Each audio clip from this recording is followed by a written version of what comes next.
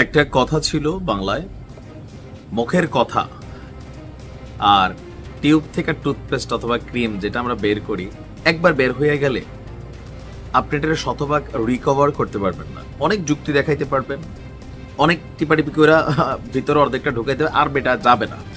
কথাটা কেন বললাম, প্রধান উপদেষ্টার নিয়োগকর্তা বা ডক্টর ইউনূসের নিয়োগকর্তা কি ছাত্ররা?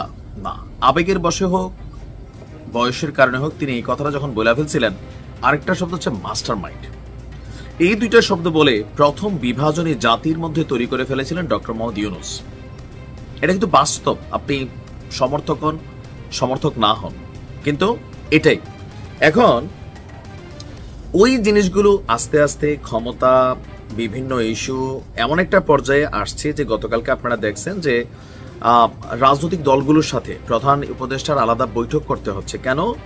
কারণ ওনার নিয়োগকর্তা যদি ছাত্ররা হয়, এনসিপি হয়, তারা তো ওনারে বারবার সমর্থন দিচ্ছে, তাহলে উনি কেন পদত্যাগের চিন্তা করতেছেন?